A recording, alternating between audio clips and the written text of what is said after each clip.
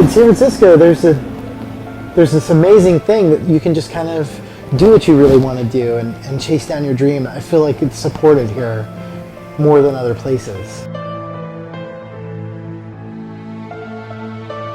Josh Coffey is a self-taught artist. A few years ago, his life changed. I was going through an incredible depression. The only thing that sort of made me feel better temporarily was doing something nice for somebody else. And it kind of takes you out of your bullshit for a minute and like forces you to think of the world's a little bit bigger than your problems. Josh took this lesson he learned from his grandmother and embarked on a year-long project.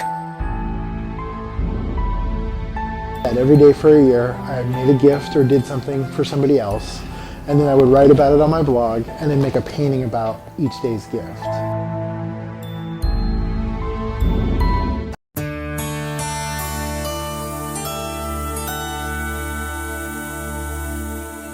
Our church is built on a solid foundation. The people in the church are solid people, reliable, straightforward, good people. And I think that at 150 years, the founding fathers of our church, particular church, would all be smiling with the results.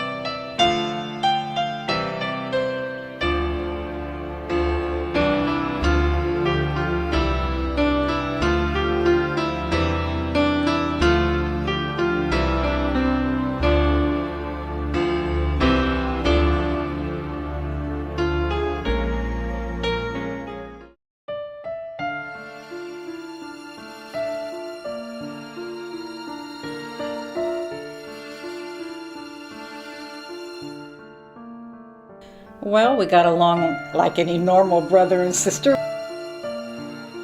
Fran Comagna reflecting on growing up in Stockton with younger brother Andrew. We had our little squabbles. I remember when we moved to our newer house that had 3 bedrooms, his room was in the middle and there was a door on each side. So you could take a shortcut from my room into the kitchen by going through his room. But I had to pay a toll to get through his room.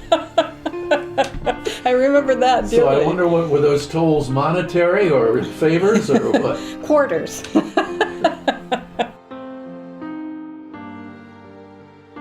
The family name was Botto, and with lots of Italian relatives, there were many get-togethers.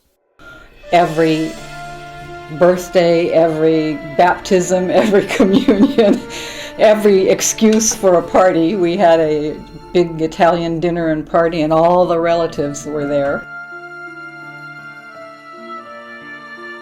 Andrew joined the Navy in 1967. The Vietnam War was raging and he was just about to be drafted. His draft number was up, so he decided rather than being drafted into the Army, he would join the Navy, thinking that it would be a safer alternative. This is boot camp. Yeah. This was boot camp. He earned honors in boot camp, but as he told his family about his experiences afterward, he didn't really find a home in the Navy and hoped when his hitch was up to come home and study pharmacy. he was going to be happy to not be there. And he sent home a lot of letters. I still have some of them. Some of the seas got pretty rough, and everybody got sick. And of course, when he first went on that ship, you're a seaman apprentice, so you get all the not so fun duties. The ship was the USS Frankie Evans, a destroyer. Andrew was on his second sea tour in 1969 when the Evans was deployed to the waters off South Vietnam. They were shelling coastal areas in support of U.S. troops on the ground when they were called off and sent into maneuvers with the Australian Navy farther out in the South China Sea. They were steaming side by side with an Australian aircraft carrier called the Melbourne, and somehow they got mixed up and they turned right instead of left, and they turned in front of the Melbourne. The much larger carrier sliced through the Evans, sending the forward section to the ocean bottom within minutes. Andrew and 73 of his buddies went down with it. His body was never found. He was just 21 years old. The accident occurred at 4 o'clock in the morning. Del Francis was a shipmate of Andrew's and one of the few who escaped the part of the ship that sank.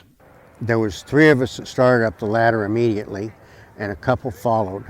But there was commotion in the compartment. People are looking for their shoes and looking for their pants, And I said, "Screw your pants! Get out of here! We're going down."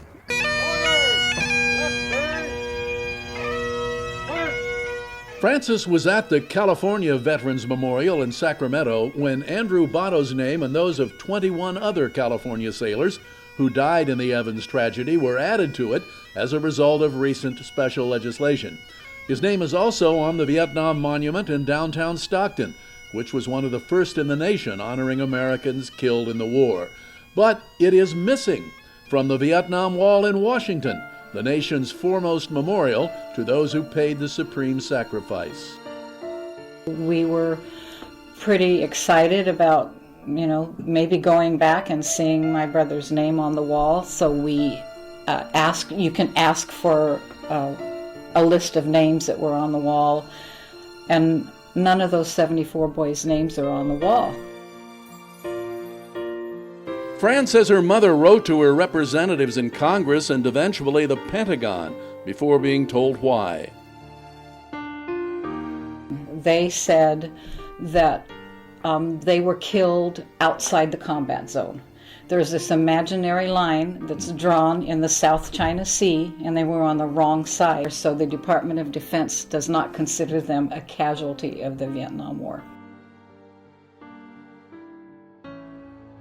An association of Frankie Evans survivors continues efforts to persuade military authorities to add their lost shipmates to the wall. Fran Camagna says they're not giving up, but until they succeed. And I kind of feel like that's a slap in the face to my mom and dad.